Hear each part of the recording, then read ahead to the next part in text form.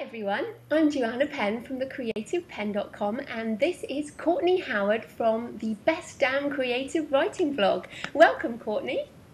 Hi. It's good to have you on the show. So why don't you start by telling us a bit about the blog and a bit about why you started it?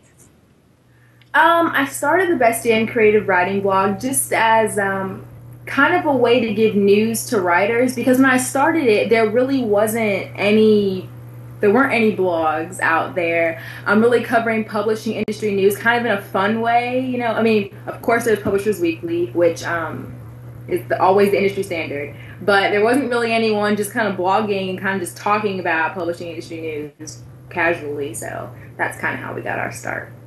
Yeah, and you're obviously passionate about the writing and reading books. So tell us a bit more about you personally.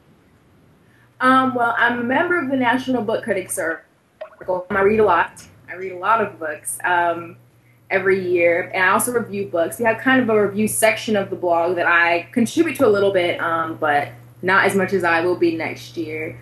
I just got nominated for the top 50 African Americans in tech and social media, which is cool. So humbled by that. Loved it. And I edit the blog 24 hours a day. I'm always on it. That's what I do. I see there's a lot on the blog. It's one of those sites that has a lot of people contributing. So yeah, you must be constantly working on that. So you mentioned there that you're the youngest member of the Book Critics Circle, which is pretty amazing. So you review a lot of books. Now, I've got a novel coming out and a lot of the listeners have books. What is the best way to submit a book to book critics? Definitely know your audience, know your critic, because I mean, of course, everyone wants to be in the New York Times, everybody wants to be in the Washington Post, everyone wants to be in the big publications, but a lot of readers don't actually read those publications. I mean, of course, like literary fiction, of course, they're reading, the upper echelon publication. So if you're looking to get your book reviewed, definitely kind of research blogs, because there are a lot of blogs that review books. Research, see what types of books appear on their site. Like if you don't really see any science fiction, or if it's a romance blog, don't send your historical spy novel to them, Doing research is the biggest thing, because a lot of people will send us books that we don't ask for, because, we don't review all kinds of books. We don't review non-fiction. We don't review self-published. So if you fall into those categories and you send us something, we feel bad, but we can't review them. Everyone has a policy, so just check, and it'll increase your likelihood by like 100% of getting reviewed. No, that's fantastic. And do you actually have any lists or any recommended places that people start their research? I would say look at the bigger review sites, look at the bigger literary blogs. Of course, our blog, Large Hearted Boy, is a great one. Love him. The Nervous Breakdown, The Millions, The Faster Times. And a lot of them keep blog rolls of just kind of people that they like to watch and read. So you'll kind of get to it from there. Also, of course, if you're a reader, where do you learn about your books from? So, if you read romance, a lot of people read, Book Smugglers, places like that, where you can kind of look at people's blog rolls and see blogs that are similar to theirs. That's typically art, I would say. Yeah, no, fantastic. And you mentioned that you don't review self-published books, for example, but is the industry changing their views on self-publishing now? Do you see more indie authors coming through with, good books for review? Oh, absolutely. And a lot of what I've seen lately is a lot of small presses popping up. If your book is well done, we'll probably review it. You just have to, you have to put the work in, put the time in. It's mainly, nowadays, I see a lot of just really small presses that are publishing maybe 2 or 3 titles a year. They're completely small, but they're publishing some great fiction. So small presses I see a lot of. Self-publishing, it varies, because a lot of self-publishing now is actually ebooks, and we don't review ebooks either, because not all of our viewers have Kindles or Nooks or e-reading software. So most self-published that I see is ebooks, but we don't review ebooks just because not everyone has. Yeah. Oh no, that's interesting, because some reviewers are asking for ebook galleys now, aren't they? Because they have piles and piles of of physical books. So that's interesting. I think that will change in the next few years as more people get them. Fantastic. So it's interesting. So you mentioned about bloggers there. So are bloggers really the place to be pitching now, not newspapers? Are we giving up on newspapers?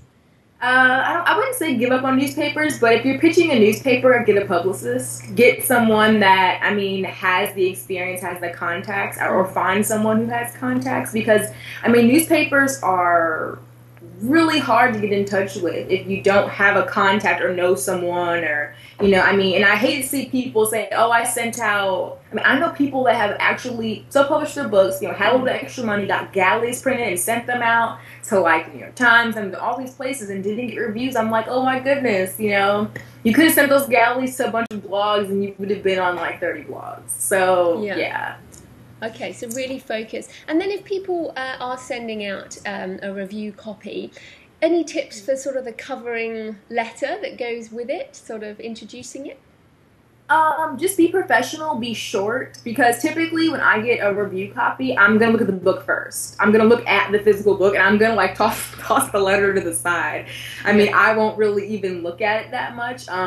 So actually, it would be best maybe if you email the reviewer first, to be like, hey, I'm sending this copy, because if I say, okay, I'm accepting it, then I know it's coming. So the letter really is irrelevant at that point. But in the email, to kind of pitch, you know, maybe just say, definitely say, you know, your name, say your publishing house, publicist, how to get in touch with you. People always forget that. People always forget how to get in touch with them. And I'm always like, oh no, I need to call them or email them, and I don't know who to talk to. So definitely just contact info.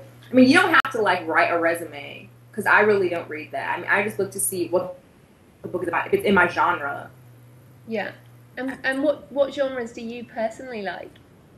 I review literary fiction. A lot of the reviewers on our site actually read different genres. We have one reviewer that does all like mystery spy novels. We have a romance reviewer. We have a ton of people that love sci-fi and fantasy, vampire. I mean, we have a big gamut of people. Yeah. But me, myself, I read literary fiction, poetry, and short stories. Fantastic. Okay, so I want to move on because, you've been nominated in the top 50 African Americans in tech and social media. That's a pretty big deal, you know. So well done. So maybe you could give us your top 3 tips for social media, you know, as a young person and also, you know, in this top list. What are your top 3 tips? My first tip is definitely to make sure that you're choosing social media that's right for you.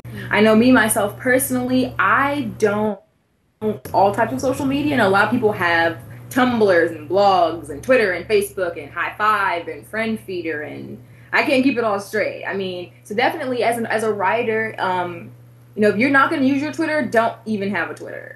I mean, I recommend Twitter, but if you're not going to use it the way it's supposed to be used, or if you're just going to like put links up to your book every day, don't use it. You know, find social media that's good for you, that you can use. My second tip would be to, once you pick social media, don't spam. So many people just spam Twitter feeds. You know, by spam, I mean posting just, hey, check out my new book. Here's the link, which is fine. I mean, it's great. I mean, you obviously have to plug your book somewhere, but you definitely want to make sure that you are using it to engage. Social media is about engaging your audience, about engaging your readers, about conversing with them, talking to them about your process, the book, what they liked, you know, things like that. So use it for that. Use it for, you'll find that people really enjoy the conversation. And my last tip is, I would say, be bold and have fun with social media. You know, you don't need to be necessarily prim and professional. I mean, be professional, like don't say anything mean or anything to your fans, but, you know, have fun, talk to your readers. Don't be afraid to answer questions or, you know, post a twit pic of something. Have fun with it. So really just get involved, I guess. Definitely. Just get involved, engage. Engage is my word. Fantastic. So where can people find you online? You can find me at my Twitter, twitter.com/artlifefreedom, and of course at the Best Day in Creative Writing blog, where I am 24/7. Fantastic. Well, thanks ever so much for your time, Cortnee. That was great. Thank you so much for having me.